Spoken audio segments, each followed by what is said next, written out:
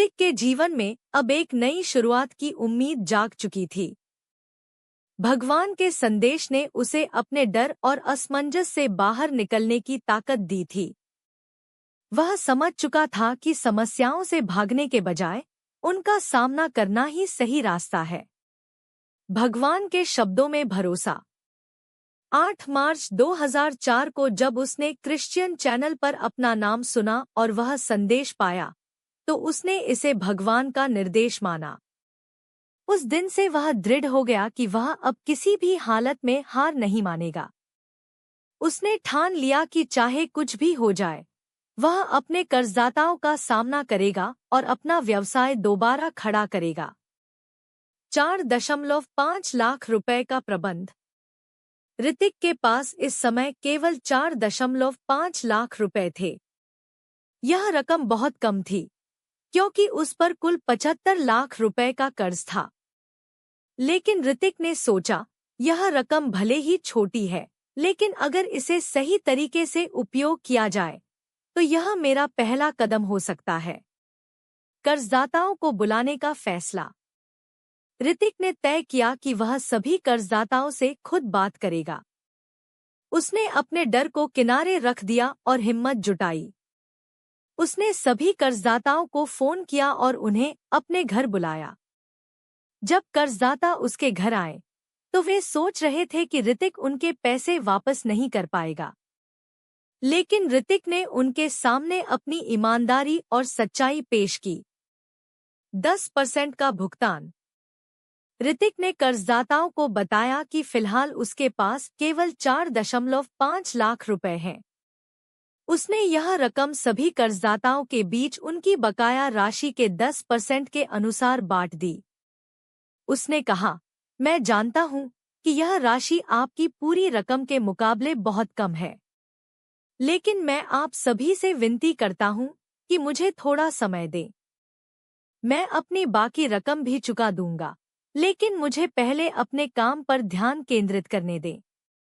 अगर आप मुझे बार बार परेशान करेंगे, तो मैं अपने व्यवसाय को फिर से खड़ा नहीं कर पाऊंगा। ईमानदारी का प्रभाव। ऋतिक की सच्चाई और ईमानदारी ने कर्जदाताओं को सोचने पर मजबूर कर दिया।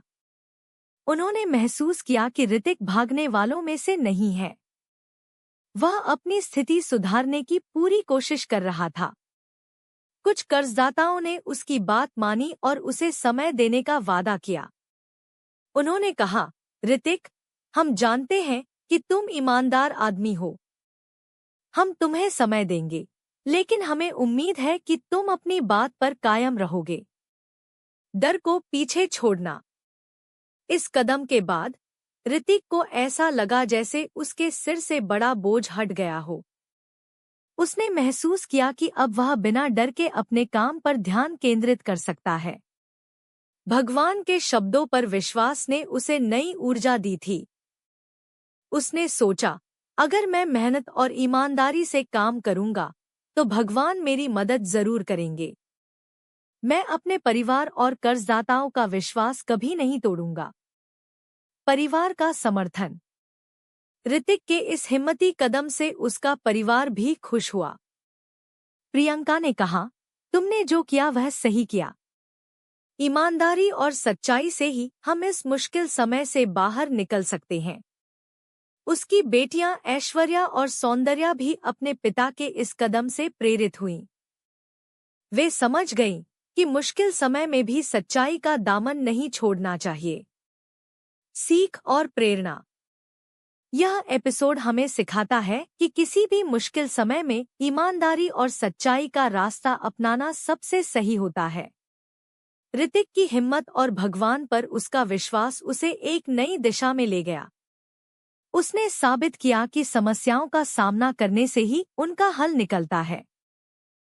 भागने से कुछ हासिल नहीं होता, बल्कि अपनी जिम्मेदारियों को स्वीकार करने और सही तरीके से काम करने से ही सफलता मिलती है। अगला कदम। अब ऋतिक ने पूरी तरह से अपने व्यवसाय पर ध्यान केंद्रित करने का फैसला किया। उसने तय किया कि वह अपने कर्ज को पूरी तरह से चुकाने के साथ साथ अपने परिवार की खुशियां वापस लाएगा। यह कहानी हर किसी के लिए एक प्रेरणा है कि अगर आप सच्चाई और मेहनत के साथ काम करें तो कोई भी समस्या आपको रोक नहीं सकती। भगवान हमेशा उन लोगों की मदद करते हैं जो खुद अपनी मदद करने के लिए तैयार होते हैं।